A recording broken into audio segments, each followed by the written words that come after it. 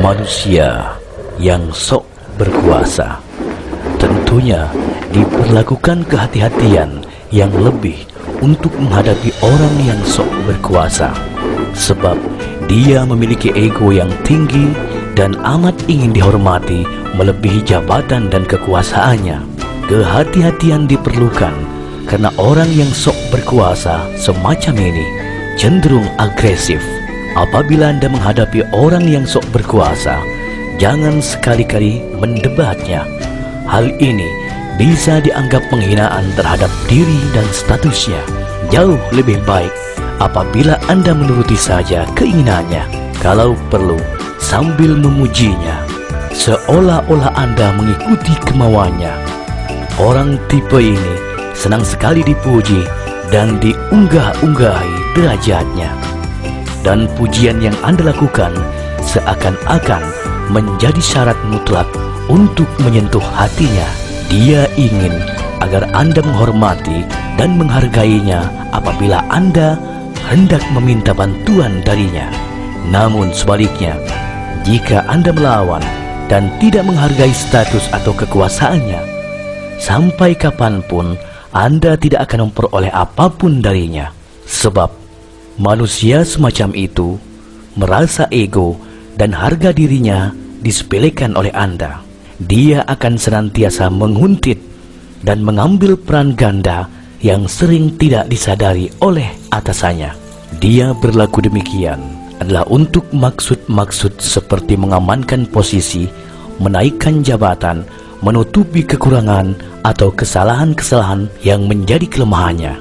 Dia juga akan berpindah tangan ke atasan lain yang naik pangkat, menggantikan atasannya yang lama. Sangat tidak dianjurkan untuk memiliki kebiasaan menjilat seperti itu. Selain merusak karakter diri, hal ini juga akan menghancurkan hubungan Anda dengan rekan kerja lainnya. Kepercayaan mereka pada Anda akan turun drastis. Kredibilitas Anda pun diragukan dan Anda akan dijauhi tanpa alasan yang jelas dari mereka.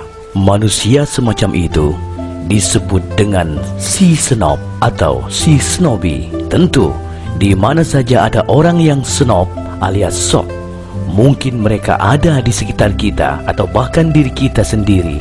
Pengertian dari snob adalah tipikal orang yang membuat orang lain merasa tidak nyaman dengan pikiran dan perkataan yang sok akan segalanya. Snob senang merendahkan orang lain tanpa alasan. Misalkan, merendahkan status sosial dan ekonomi orang lain. Snob juga selalu berusaha untuk membuat orang lain berpikir bahwa dirinya orang yang lebih baik dan lebih hebat. Snob tidak peduli akan kebenaran, asalkan dirinya menerima keuntungan yang salah pun akan dibenarkan olehnya. Na'udzubillahi min dzalik. Kenyataannya, orang snob adalah orang yang lemah, yang bergantung pada sikap soknya. Ia tidak peduli dengan nilai dan prinsip.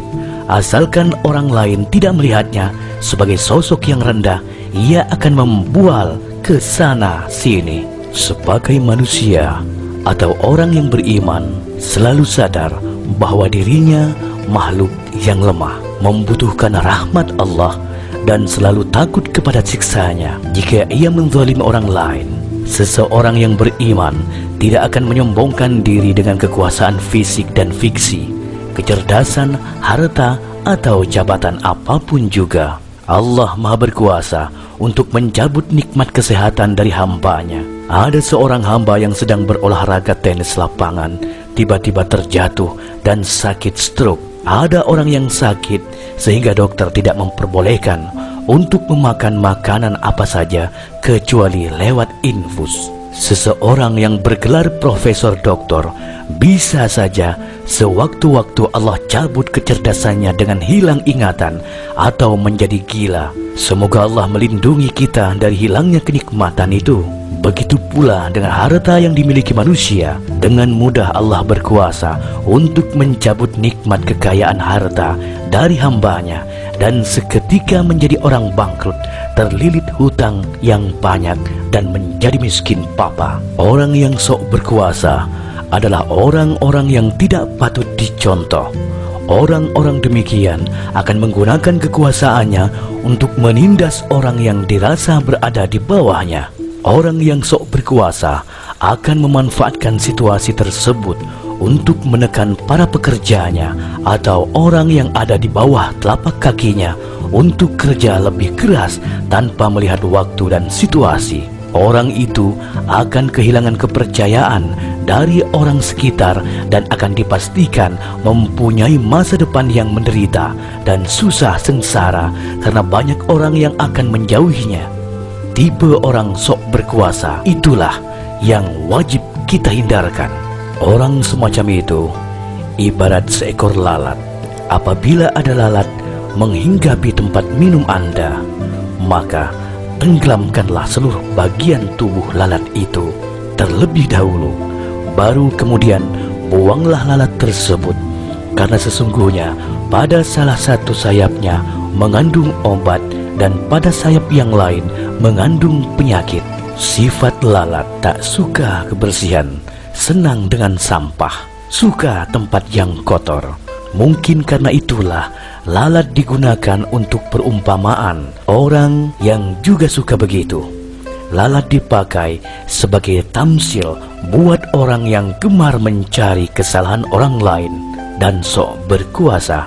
Seburuk-buruk manusia adalah yang sibuk mengurusi kesalahan orang lain, ibarat seekor lalat yang hanya mencari-cari tempat yang kotor. Orang yang suka mencari kesalahan orang lain ibarat lalat yang suka terbang untuk mencari nanah dan luka yang busuk. Orang yang suka mencari kesalahan orang lain dengan tujuan untuk membongkar noda seseorang dan mempermalukannya disebut tajassus, yang artinya gibah. Pada dasarnya, gibah tergolong dosa besar dan dihimbau agar tidak dilakukan oleh kita umat muslim. Namun, tidak selamanya gibah itu dilarang. Gibah yang baik adalah edukasi positif, mencerdaskan akal dan mengembalikan akal sehat, serta menyadarkan orang lain agar tidak salah jalan. Ketika dipandang bahwa membicarakan keburukan orang lain itu mendatangkan masalah, diperbolehkan untuk dibeberkan ke publik. Gibah adalah membicarakan kejelekan atau keburukan seseorang. Jika yang jelek itu ada, bukan lagi tergolong gibah, tapi jatuh ke dalam fitnah.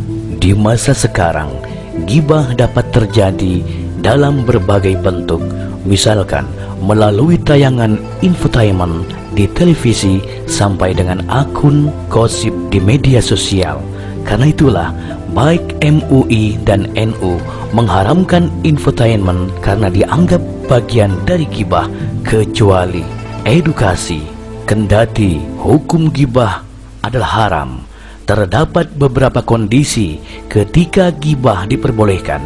Jika membicarakan keburukan orang lain dan itu bermanfaat bagi kepentingan publik, maka diperbolehkan dibincangkan dengan orang lain.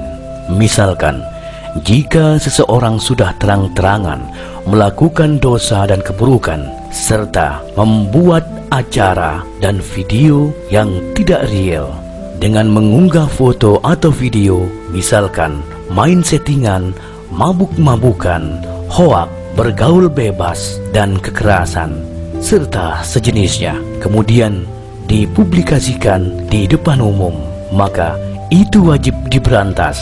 Dengan demikian, keadaan tersebut, seseorang diperbolehkan menyebutkan keburukan orang yang bersangkutan sesuai dengan dosa dan keburukan yang diperlihatkan secara terang-terangan di media. Seseorang juga diperbolehkan untuk menyebut kekurangan orang lain, misalkan kekurangan fisik atau gelar buruknya sebagai penanda saja.